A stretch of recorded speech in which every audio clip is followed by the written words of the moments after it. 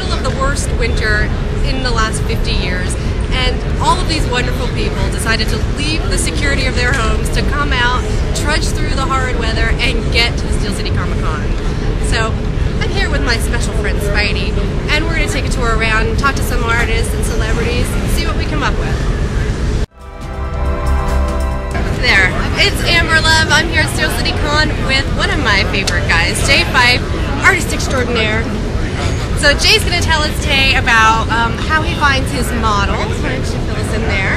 Actually, a lot of them are on the web. I go on social networking sites like Facebook and MySpace, but I also contact models through modelmayhem.com. It's a great site for professional models and photographers to network. And a lot of times I just meet them here at the show, kind of like you when I met you. Right. It was kind of like that. Where it's just a matter of just being an approachable, easygoing person, be professional, and have an agenda in mind of what you want to draw, and contact them and sort of work out what works best for you and the model. So when you started out, did you plan on being this realistic with your work? Actually, I didn't have much of a choice. I was sort of a frustrated comic book artist when I was starting out. Never really could get a grasp of the style like John Byrne or any of those guys, or the Ramirez, even though I idolized them. But for some reason along the lines of struggling, I was able to draw portraits. And it was at a show in Pittsburgh a couple of years ago where an artist who was looking at my comic book stuff said, your comic book stuff is okay, but the realistic portrait stuff you do really is what rocks. So a light bulb went off, and I thought, well, why don't I just do comic book portraits and see what would happen if I just show these guys what they would really look like. And the best way to do that would be sort of how I did the portraits, where I'd approach people and say, hey, look, do you want to be Supergirl? Do you want to be Rogue? Do you want to be Batman? Do you want to be Professor X? And it would work that way. A lot of people would volunteer and say, great. And in a lot of cases, I've done pieces where I've recruited friends and neighbors and brought them together as ensemble superhero groups, because you get that realistic quality to it. Great, we'll show some examples of that too in this place. Now, speaking of comics though, do you have any plans? You've got the sketchbooks out. Do you have any plans for putting together any comics of your own, or getting into the regular? You surprised me on that. Yes, I do. Yes, I do. And I'll show you right here is a character that I'm creating, and this was just the mini comic as a promo. Her name is Mary Monster, and the story on this is sort of an homage to the old Jack Kirby monster stories from the '60s with Fin Fang Foom and that kind of like thing. Savage Tales. Savage Tales, Tales to Astonish. And I was originally going to do a sort of an anthology story, where like these different monster stories would be all kind of put together the way they did it. And then a friend of mine, Paul Schultz, who does a great serial-based superhero story, said, if you can combine the sexy pinups with the '60s monsters, that would be great. And another light bulb, like, wow, what a great idea. And Mary Monster was born. When I was describing this to a guy on a blog one day, he says, well, what's the story of this? I said, well, she's an orange 7-foot fire-breathing gargoyle pinup who fights monsters. He says, okay, what's the story? He says, okay, do I need to repeat that? It's bubblegum, it's popcorn, it's fun. But it's for fun and entertaining. And it's for fun and entertaining. The violence is kept PG. It's right along the lines of the stuff you saw back in the 50s and 60s. Except, I really keep the violence to a minimum. There's no bad language in it. No explicit nudity or anything in it. I really want this to be a kid-safe book, but yet appealing to adults.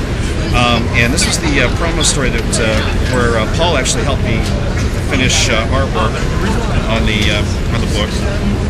Paul's style is fantastic. He's more of a cartoony style, but I was able to do the layouts for it. And I also did the cover.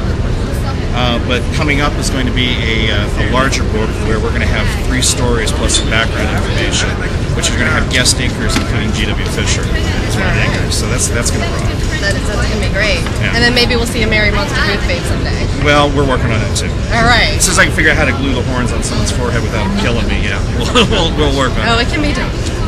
And the orange body paint. Yeah, that's always a challenge. So, it seems that you've got some favorite characters here, like Power Girl and Rogue. So, what is it that resonates with you and these girls in particular? I'll be honest. Power Girl is pure economic reasons. That girl sells, and and I think we all know why. It's you know, I don't want to get into the details about that, but it's true. She's just one of the biggest demanding characters I do. Harley Quinn, we were just talking about that earlier, is just huge right now. If you want to do a shot right here, this is a piece that I'm going to be auctioning for the Make-A-Wish Foundation in April, where one of my original models, Aston Pop-Tart and her husband Damien, posed for as Harley Quinn and Joker. This is just one of the latest Harley Quinn pieces. You look around here, Harley's everywhere. But then you mentioned Rogue. Yeah, Rogue seems like a favorite. It is. Rogue was my favorite character going back since she first appeared in the early 80s. It's just something about that outsider, just the sort of kicked to the curb character who really needs to redeem themselves and sort of prove themselves to the rest of the world, and is never really truly understood. Can't really, just always on the outside looking in, but yet at the same time is always virtuous. There's a real appeal to that, and that character and that sort of personality is a fun expression to bring through in a drawing. Like when you're just drawing a Power Girl, there's certain physical attributes, of course, you enhance and you show, and that's it. With Rogue, there's a lot that has to do with the eyes and the face and the personality. There's sadness and there's sort of a cynicism that goes along with her. It's very appealing. It seems that you've also you're perfectly fine with taking liberties and making your own costume design ideas and everything, where you're not saying you have to be completely accurate to this comic or this cartoon or anything like that. Yeah. I mean, it's important, especially if you get a commission where somebody wants something in specific and say, look, I want this costume on this character and it has to look like that. I mean, I think it's more important to please the customer. But there may be occasions where if you want to take a liberty and change the look here and there, artistic license comes in handy. And a lot of times it's better as an artist to do that where you get to exercise your creativity.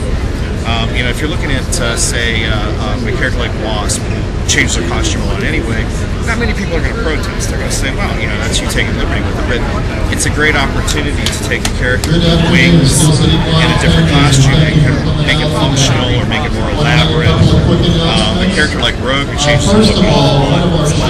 She has the iconic stripe, but play around with it. We were talking earlier, as far as the spandex goes, I always like drawing her like in jeans because she's a jeans girl. Right. Or put her in a casual outfit. Okay, so it seems like we were talking about the charity giveaways for the Make-A-Wish Foundation. Any other charities and websites you want to plug right now? Well, other charities, the American Cancer Society, of course, they are doing an auction through Blue Line where sketch cards are being done. I've done that.